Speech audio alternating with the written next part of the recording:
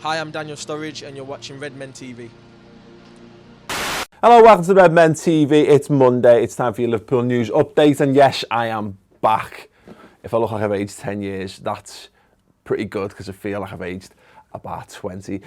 Two pieces of big news to discuss today. First and foremost, we've got a little bit of fallout from the ticket protest at the game on Saturday, and the piece of story concerning Liverpool manager Jurgen Klopp.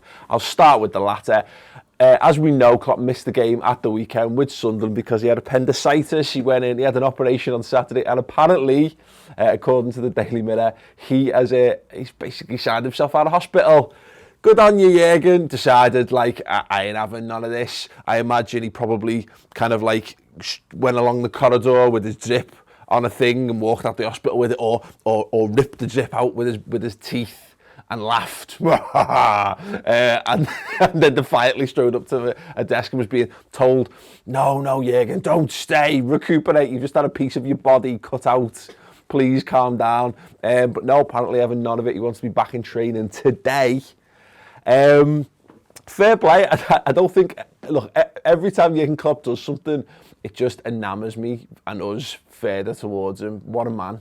What a guy. I mean, look, if he dies, it's poor play on his part, but ultimately, I don't think he's going to lose any respect for doing that. Is there anything more cinematically masculine than bullheadedly shining yourself out of hospital? He should be in some sort of grizzled film noir detective story, I think, and that would suit him down to the ground. We were discussing it briefly. We've got some shows. You can see my dad in the background, just chilling out. You right there, Dad? You reckon it's because he wants to win the FA Cup, don't you? He certainly wants to beat West Ham. Exactly, or at the very least just beat West Ham. So it's interesting that, because we're going to be doing the build-up to West Ham today, and there's a case to be made that you just fuck it. Who cares? You know what I mean? Take a break. Let's have the weekend off in a couple of weeks. Wouldn't that be amazing? But no, I think he's come this far. What's the point in putting yourself through all this if you're not going to do the best you can possibly do? So there you go. Let us know your thoughts on that in the comments below. The next piece comes from some tweets that came out last night. There were a number of journalists reporting this, but I've got Tony Barrett's here.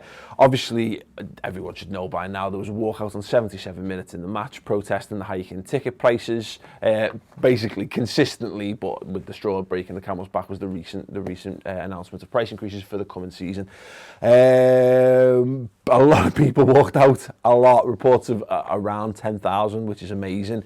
But anyway, the fallout from that was last night. There was a number of journalists reporting, and I've got Tony Barrett here. The Liverpool considering a review of elements of their new ticket price structure in light of Saturday's protests at Anfield.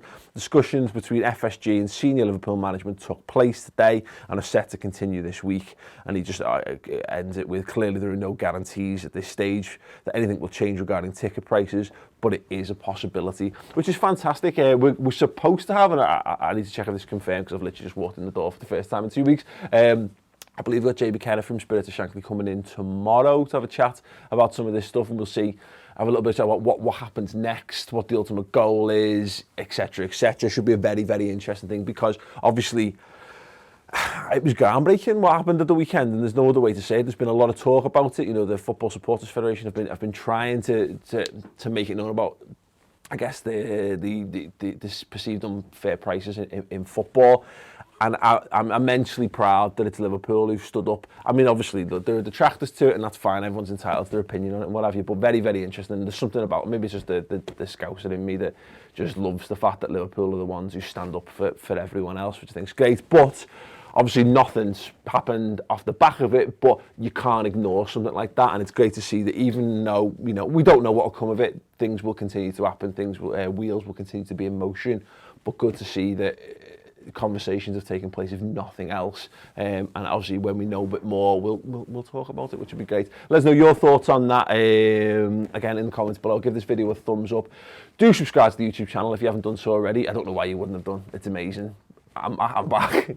It's going to be great. Chris is off today, so we kind of tagged, high-fived on the stairs, which we didn't because he's just not here. because he would be in, not off, if that was the case. Anyway, yeah, loads of great content coming up this week. Do check it out. I'm also going to be over on the Ball Street channel on Social Club this week. I'm back there as well. We're going to be discussing more about the walkout and getting a general perspective from fans of other Premier League teams and whether they think it's a good idea, etc. That's brilliant. Go to the Ball Street YouTube channel, youtube.com/Ball Street. Subscribe there and check that out as well.